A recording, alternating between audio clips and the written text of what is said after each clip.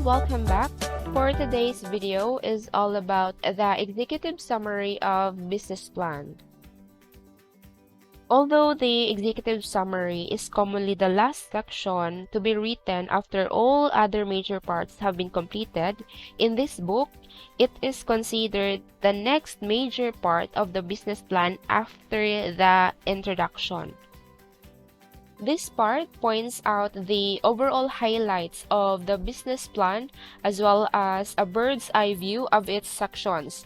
This executive summary, it must be written in a simple language that can be easily understood and at the same time attract the attention and influence the decision of the reader.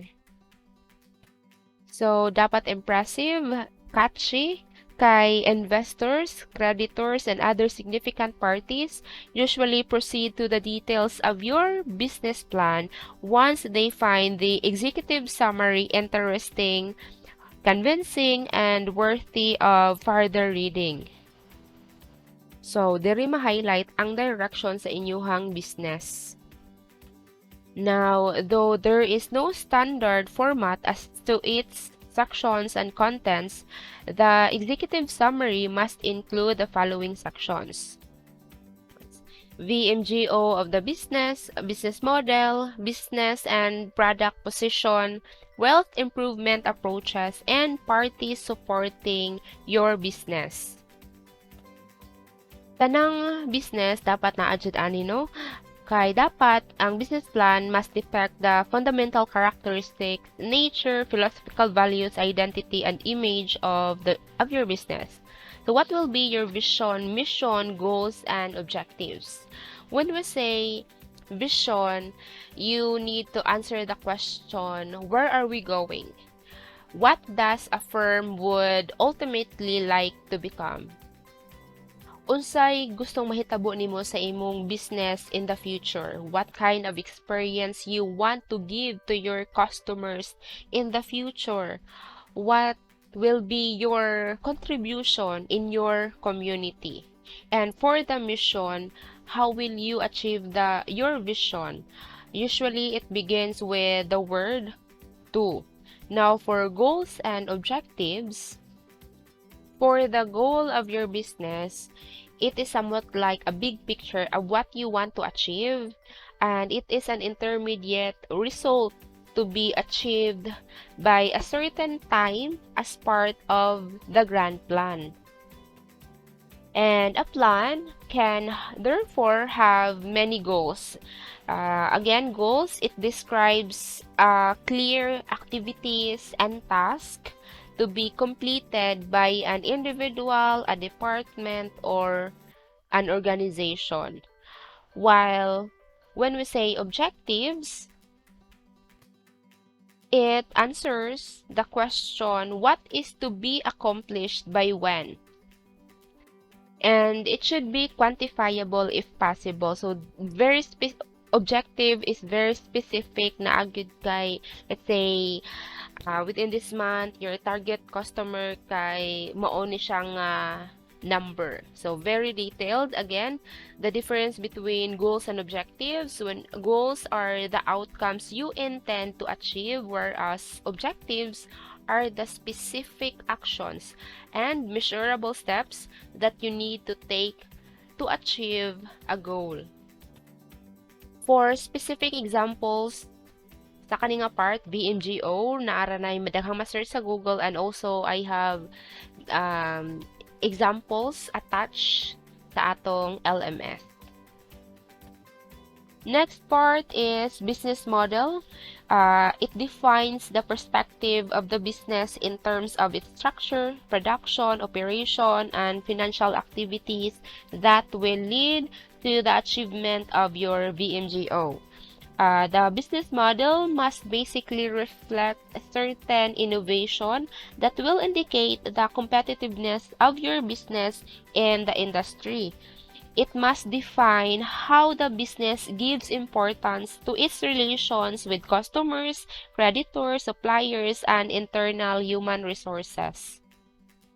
And detailed discussion for the template of our business model will be done during our synchronous session. Moving on to the business and product position, this part helps us determine how the business defines its course and the process of accumulating wealth. It tells the size of the market and the target market share of the business and product. It must be able to convince the readers that the proposed business has a competitive advantage in the market. So in short, this part refers to the place that your product occupies in the minds of your customers and how it is distinguished from the product of your competitor. Now, I have here an illustration for you to have a better understanding of what will be the content of your business and product position.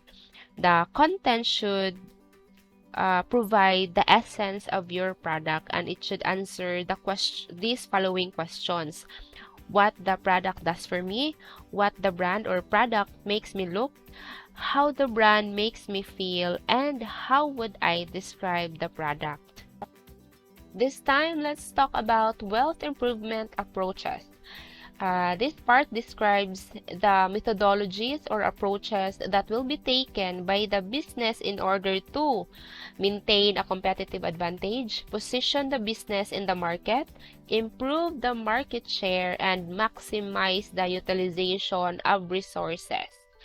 And it also includes a brief discussion of the marketing policies and financial operations of the business and the profitability level of the industry and of the business.